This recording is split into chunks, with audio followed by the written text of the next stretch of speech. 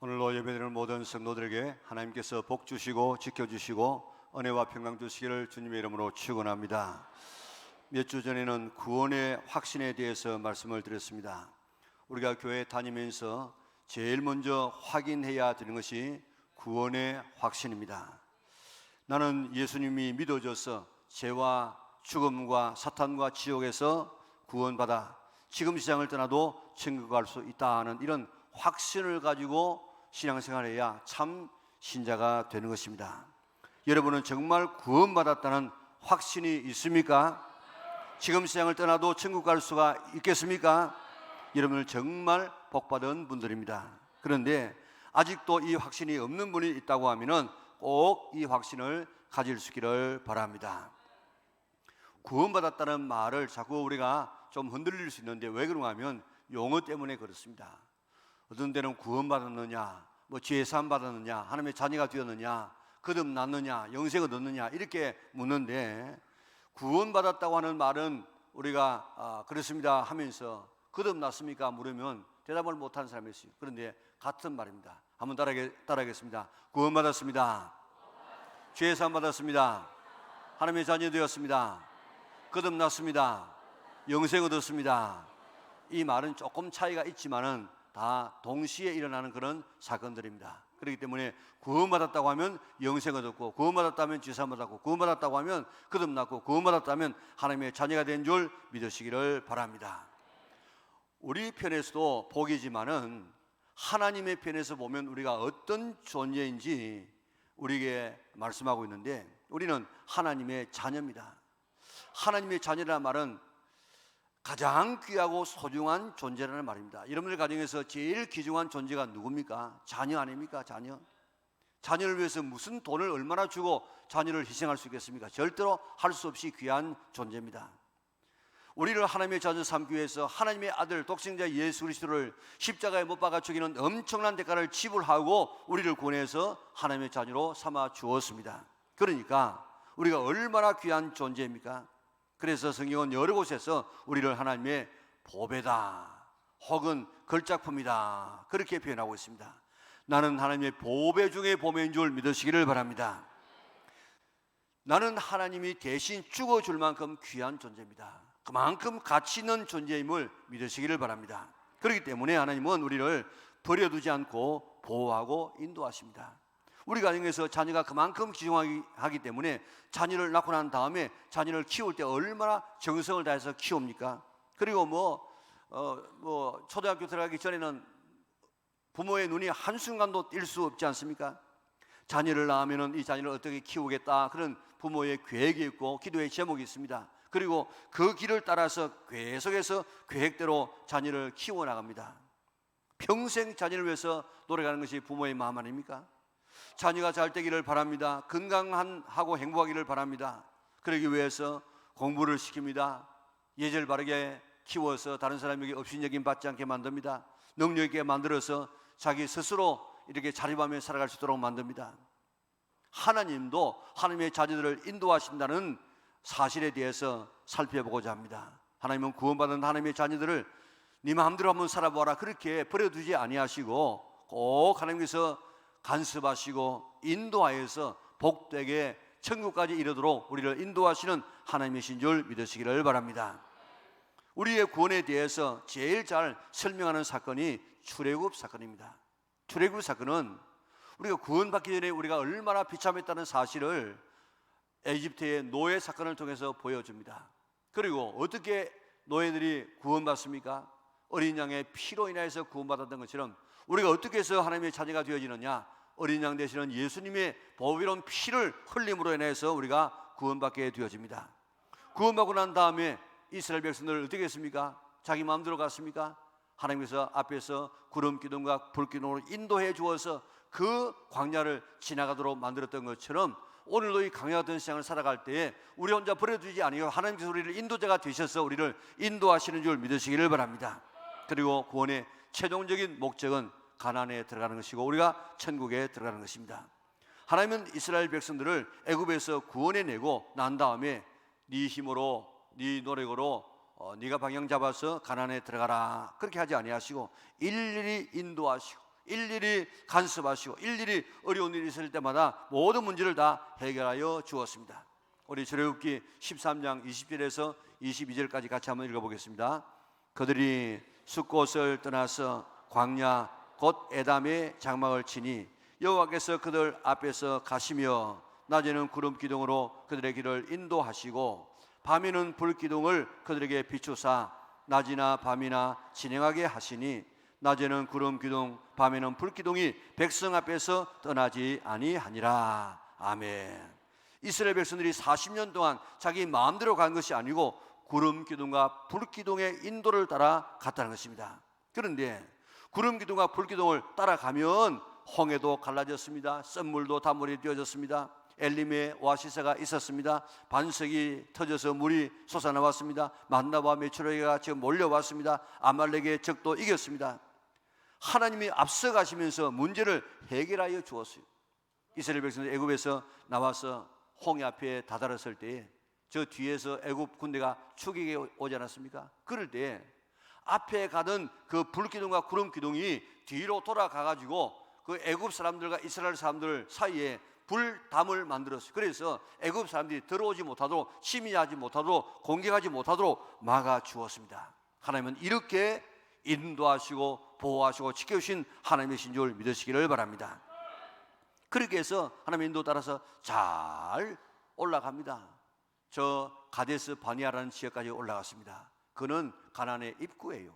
그런데 거기에 올라가서 이제 올라가면 되는데 올라가지 않다가, 다시 말하면 불기둥 구름기둥을 따라가지 않다가, 하나님의 인도를 받지 않다가 40년 동안 광야에서 헤매는 고통을 당합니다. 하나님은 하나님의 자녀들을 인도하십니다. 우리는 따라가면 되는 줄 믿으시기를 바랍니다. 하나님은 아브라함을 불렀습니다. 여호와께서 아브라함에게 이르시되 너는 너의 고향과 친척과 아버지 집을 떠나 내가 내게 보여줄 땅으로 가라. 내가 인도하는 대로 너는 가라. 그러면 내가 이런 복을 주겠다. 그렇게 약속했습니다. 하나님은 아브라함을 부르실 때부터 계획을 가지고 부르시고 그 계획 따라서 인도해서 지금도 전 인류의 반이 아브라함 때문에 복을 받고 있지 않습니까? 하나님이 바울을 부르실 때도 이방인의 사도로 부르십니다. 그리고 이방인의 사도가 되어져서 그를 통해서 저 로마까지 복음이 전파되지 않습니까? 하나님이 우리를 부르실 때도 그저 부르는 것이 아니고 어떤 계획을 가지고 부르십니다. 그 계획을 따라서 지금도 우리를 인도해 가시는 줄 믿으시기를 바랍니다. 하나님은 아브라함은 이 하나님의 약속의 말씀을 믿고 갔습니다. 하나님 말씀대로 믿고 갔을 때 하나님은 아브라함을 보호해 주고 복을 주었습니다. 그런데 하나님의 인도를 받지 아니하고 자기의 생각과 경험을 따라서 애굽으로 내려갔을 때는 위기를 만납니다. 아내 빼앗길 뻔했습니다. 거기에서 얻어온 하갈을 첩으로 데려서 이스마엘이라는 아기를 낳았습니다. 지금까지 4,000년 동안 그 중동 지역이 저렇게 갈등하는 이유가 바로 따라가야 할 하나님의 인도를 받지 아니하고 자기 마음과 자기의 계획을 가지고 자기의 경험을 가지고 간 결과가 저런 엄청난 저런 결과가 나타나서 지금도 4,000년 동안 인류가 지금 고통 속에 있지 않습니까? 하나님은 우리를 인도하십니다. 하나님의 인도하심을 따라 가면 거기는 복이 있고 행복이 있습니다. 그러나 내 경험, 내 지식을 따라가면 거기는 실패와 낭패와 절망이 있는 줄 믿으시기를 바랍니다. 시편 32편 8절에서 10절 우리 같이 읽어보겠습니다. 내가 내 길을 가르쳐 보이고 너를 주목하여 훈계하리로다. 너희는 무지한 말이나 노새같이 되지 말지어다.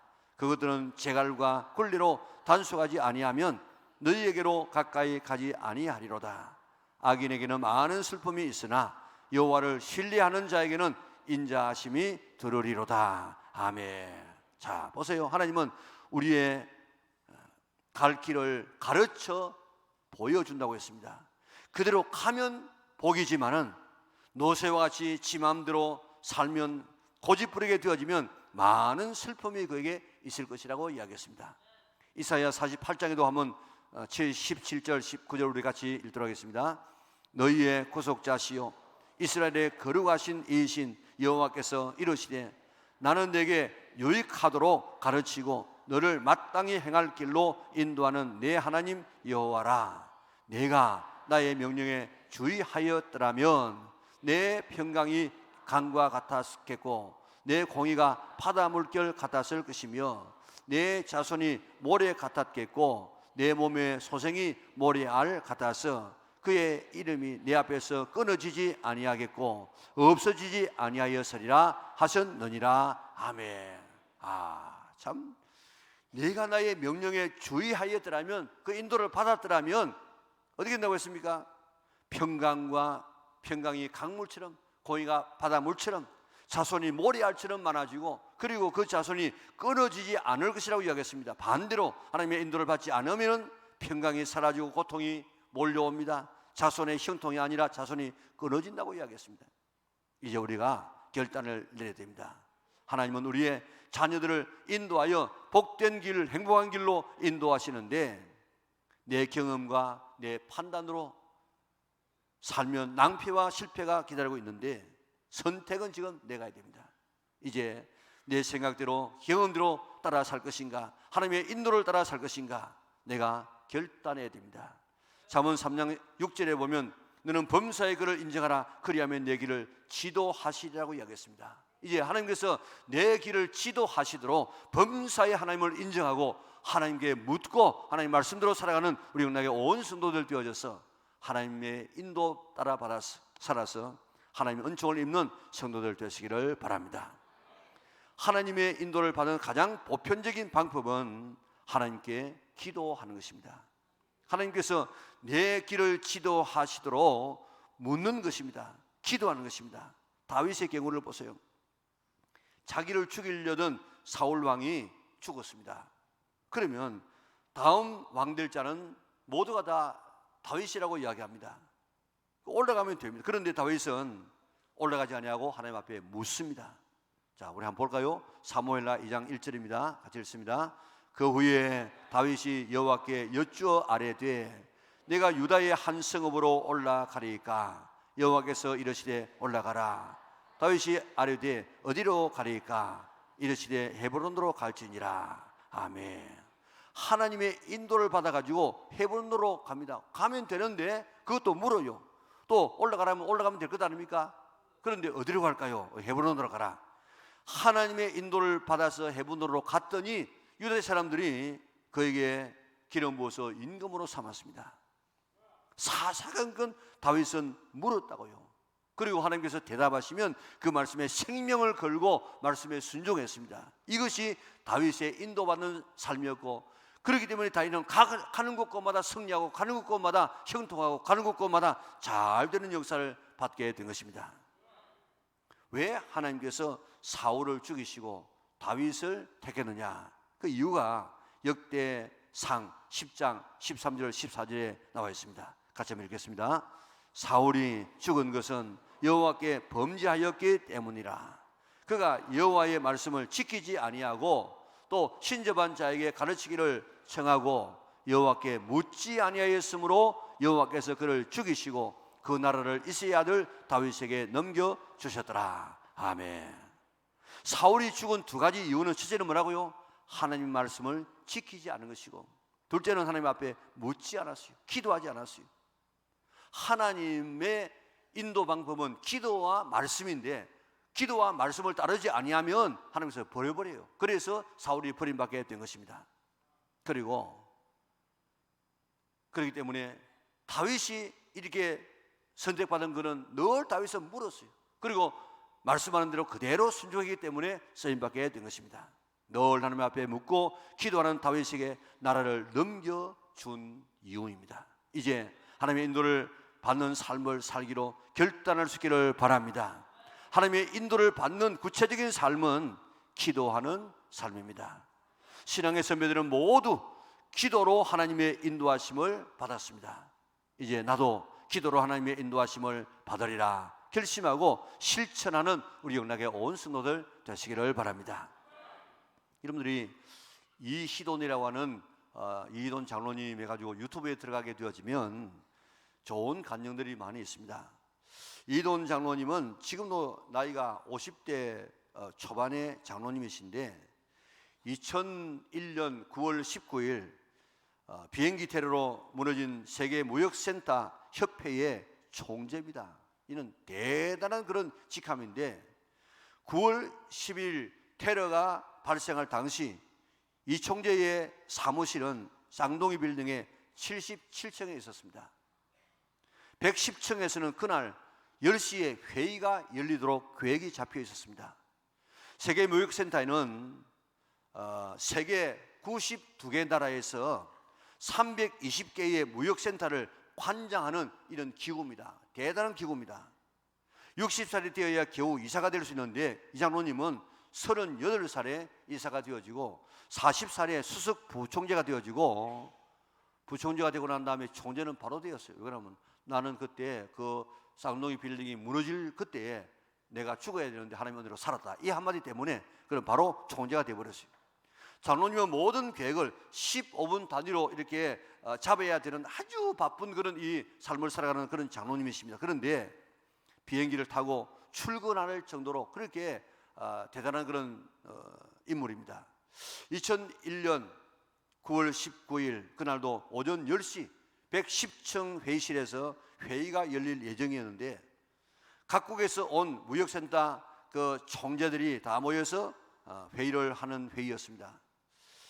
이 장로님은 워싱턴 DC에서 비행기를 타고 지금 출근을 하는데 비행장에 나가니까 커피가 지금 먹고 싶어서 커피를 먹으려고 하니까 줄이 얼마나 긴지 도저히 뭐 기다렸다가는 먹을 이런 시간도 또 여유가 없었습니다. 그래서 그 옆에 줄이 없는 주스 파는 집에 갔습니다. 그래서 딸기 주스를 시켰는데 그날 종업원이 영어를 못하는 인도네시아 처녀였어요. 그래 뭐 묻지도 않고 얼음을 잔뜩 넣어 주었습니다. 그리고 이제 그걸 마시고 비행기를 탔는데 비행기 타면서부터 배가 아파오기 시작했습니다. 그래서 화장실을 들라 그랬는데 뉴욕 공항에 도착했지만은 도저히 뭐 갈 수가 없어. 계속 흘러나오니까. 그래서 화장실에 이제 가서 앉아 있습니다. 계속해서 이제 뭐 또 도저히는 참을 수가 없어. 그런데 회의는 10시인데 점점 가까워오고 있습니다. 그래서 이제 도저히 내가 어떤 일 때문에 갈 수 없으니까 10시의 회의를 12시로 연기하라고 그렇게 전화를 했습니다. 그리고 무역센터 쌍둥이 빌딩 가까이 이제 늦게 이제 왔을 때 비행기가 77층 예희돈 장로님의 사무실을 바로 차고 들어갔어요.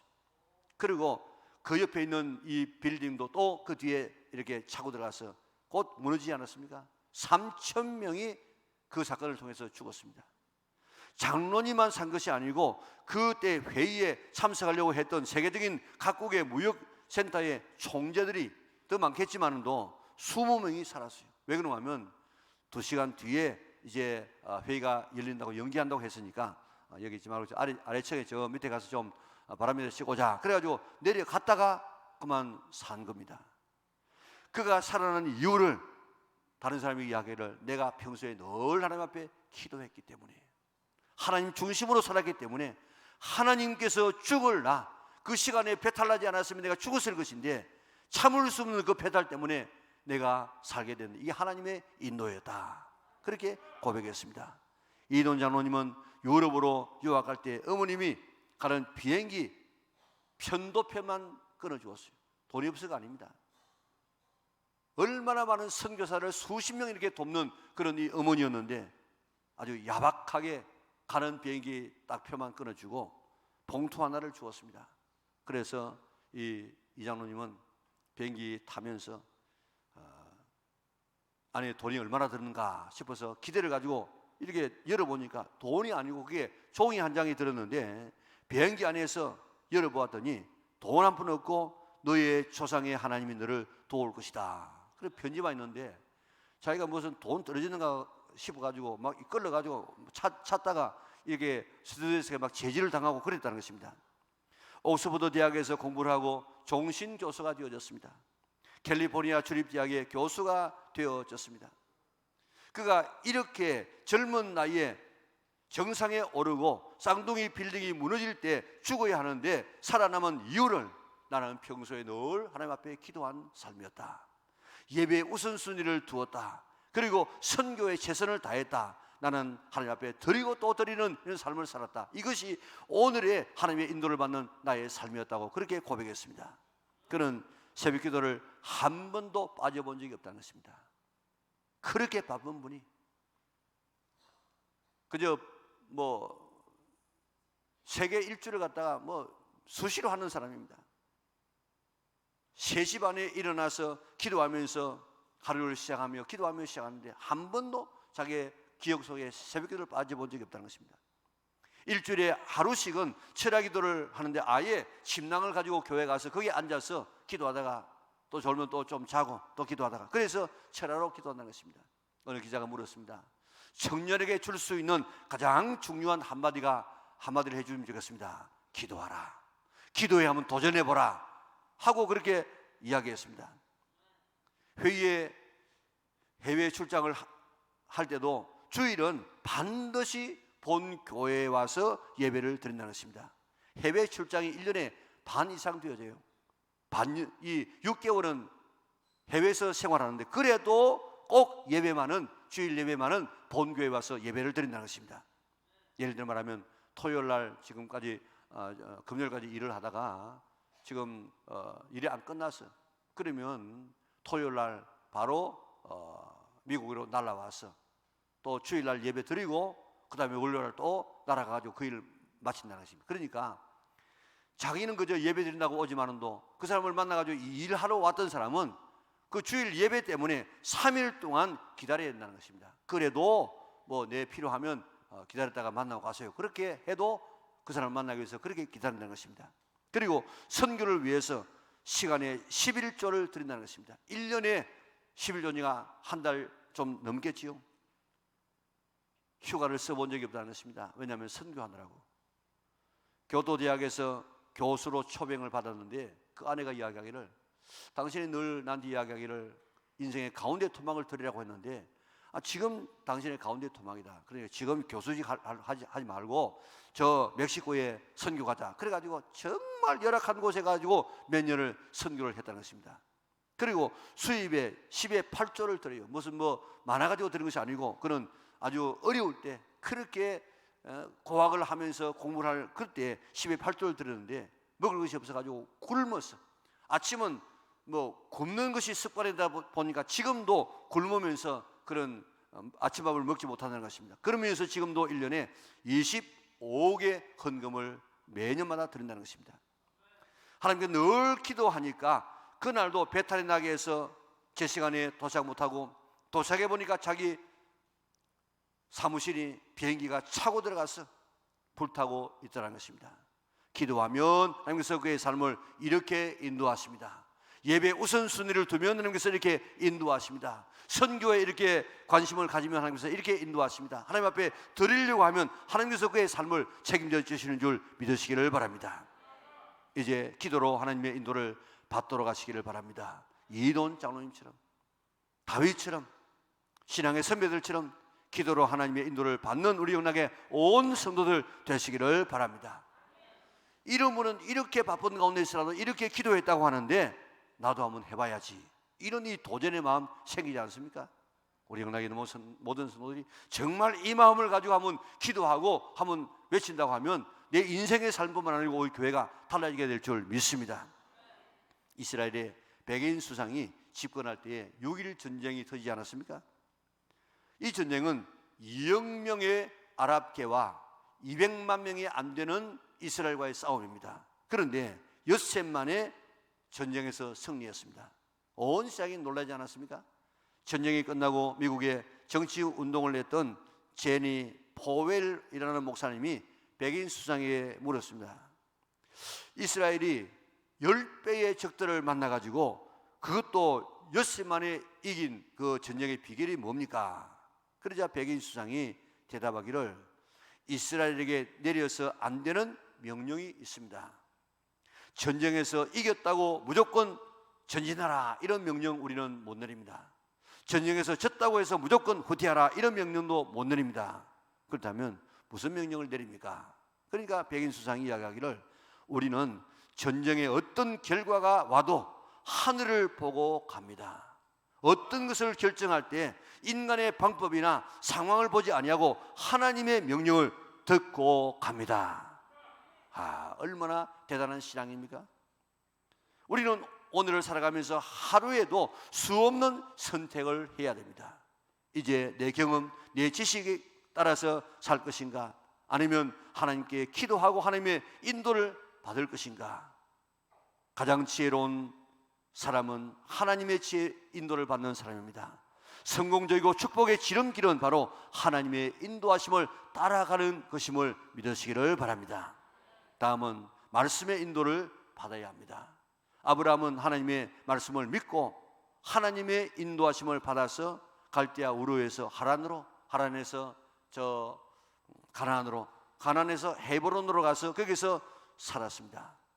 하나님의 인도를 따라 가면 나쁜 땅도 축복의 땅에 되어지고 밭쳐도 얻게 되어지고 적들이 머리를 숙입니다. 아브라함은 축복의 원형입니다. 축복의 원형. 왜 예수님께서 우리를 위해서 대신 저주를 받으셨다고 이야기하겠습니까? 아브라함의 복을 받고 성령 받도록 하기 위해서. 그러니까 우리가 최고의 복은 아브라함의 복을 받는 것인데, 이 아브라함이 어떻게 해서 그런 복을 받았습니까? 하나님의 인도를 받았기 때문입니다. 하나님의 인도를 받으면 아브라함처럼 땅을 축복받습니다. 이름이 장대해집니다. 그의 자손이 번성해집니다. 그리고 나가도 들어가도 복을 받고 축복의 통로가 되어집니다. 이런 엄청난 이 축복이 하나님의 인도를 받으면 되는 줄 믿으시기를 바랍니다. 이 복 어떻게 받았습니까? 말씀에 순종했더니 받게 되어졌습니다. 말씀 안에는 온갖 지혜와 지식의 모든 보화가 다 들었습니다. 말씀은 우리의 삶의 내비게이션입니다. 내 경험 말고 내 지식 말고 내비게이션 따라서 가게 되어지면 거기에 목적지에 도달합니다. 아주 빠르게 도달합니다. 어려움 나가지 않습니다. 오늘도 말씀 따라가게 되어지면 그 안에 온갖 은총이 다 있는 줄 믿으시기를 바랍니다. 결국 하나님의 인도를 받는 방법은 기도와 말씀입니다. 사울이 죽은 이유가 뭐라고요? 두 가지. 하나는 말씀을 지키지 않았어. 말씀을 따르지 않았어. 하나는 묻지 않았어. 그러나 다윗이 임금된 것은, 하나님의 마음에 들은 것은 왜 그런가 하면 늘 하나님께 물었어요. 이럴까요? 저럴까요? 묻고 또 하나님께서 말씀하는 그대로 생명을 걸고 살았는데, 여러분들 다윗이 하나님의 말씀을 따라서 살았다는 것은 이게 보통 문제가 아닙니다. 순종했다는 것이 보통 문제가 아닙니다. 지금 한 번은 사울이 3,000명의 군사를 풀어가지고 조그마한 이 산 하나를 포위해가지고 지금 조여오는데, 이거 죽을 판이라 동굴에 들어갔습니다. 그런데 저 안에서 지금 숨어 있는데 바깥에 사울이 와서 잠을 자고 있는 거예요. 신하들이 이야기합니다. 저 명령만 내리면 가서 단번에 목 잘라버리겠습니다. 목 잘라버리고 나면은 이제 망명생을 안 해도 괜찮아요. 이제 왕 될 수 있습니다. 얼마나 좋아요. 그런데 이 다윗은 사울을 죽이지 않습니다. 왜 그렇습니까? 기름 부어 세운 자를 손대지 말라 하는 하나님의 명령이에요. 그 명령 따르면 자기가 죽을 수 있습니다. 자기가. 그런데도 불구하고 내가 죽더라도 말씀을 따라 섬기다가 죽지, 말씀 버리고 나는 살지 않는다, 이런 자세를 가지고 나가니까 그런 말씀의 인도를 받는 이런 이 다윗을 하나님께서 축복하시고 묻는 다윗을 축복하지 않았습니까? 이제 우리의 경험대로 살지 말고 꼭 하나님의 인도를 받아서 살아서 다윗처럼 날마다 승리하고 날마다 가는 곳마다 이길 수 있는 우리 영락의 온 성도들 될 수 있기를 바랍니다. 이제 내 경험과 지식으로 살 것인가, 하나님의 인도하심을 믿고 따라갈 것인가, 둘 중에 하나를 우리는 선택해야 됩니다. 꼭 하나님 앞에 기도하고 하나님께서 내게 주시는 말씀을, 감동을 받아서 그대로 실천하게 되어지면 언제나 승리의 길, 언제나 행복의 길, 언제나 승리의 길이 될 수 있는 줄 믿으시기를 바랍니다. 결국 어떤 사람이 하나님의 나라에 들어가느냐, 하나님의 인도를 받는 사람입니다. 우리 계시록 14장 1절과 4절 5절 우리 같이 읽도록 하겠습니다. 또 내가 보니 보라, 어린 양이 시온산에 섰고 그와 함께 14만 4천이 서 있는데 그들의 이마에는 어린 양의 이름과 그 아버지의 이름을 쓴 것이 있더라. 이 사람들은 여자와 더불어 더럽히지 아니하고 순결한 자라. 어린 양이 어디로 인도하든지 따라가는 자며 하나님 사람 가운데서 속량함을 받아 처음 익은 열매로 하나님과 어린 양에게 속한 자들이니 그 입에 거짓이 없고 흠이 없는 자들이더라. 아멘. 자, 보세요. 구원받은 자의 상징이 누굽니까? 14만 4천 명이에요. 그들의 특징이 뭡니까? 어린 양이 어디로 인도하든지 따라가는 자며 그랬습니다. 어린 양이 누굽니까? 예수님 아닙니까? 예수님의 인도를 따라가는 그 사람이 바로 천국에 갈 수 있다는 것입니다. 하나님의 인도를 받아야 됩니다. 하나님 앞에 순종해야 됩니다. 하나님 앞에 물어야 됩니다. 그 사람이 바로 천국 갈 수 있다는 것입니다. 하나님의 인도를 받는 대표적인 방법이 기도와 말씀입니다. 이제 우리도 기도로 하나님의 인도를 요청하고 하나님께서 말씀하실 때 생명을 걸고 말씀에 순종해서 따라가게 되어지면 거기는 우리가 승리자가 될 수 있습니다. 행복이 있습니다. 온갖 은총이 우리를 기다리고 있는 줄 믿습니다. 그러나 내 경험을 가지고 살게 되어지면 저 가인과 아벨처럼, 그리고 애굽으로 내려갔던 저 아브라함처럼, 그리고 가데스 바네아에서 따라가지 않았던 이런 이스라엘 백성들처럼 그런 낭패가 기다리고 있습니다. 우리 선택해야 됩니다. 이제부터는 꼭 내가 하나님 앞에 기도해서 하나님 앞에 묻고 하나님께서 말씀하신 그대로 말씀에 순종하여서 언제나 승리의 길, 언제나 축복의 길을 걸어갈 수 있는 우리 영락의 온 성도들 될 수 있기를 주님의 이름으로 축원합니다.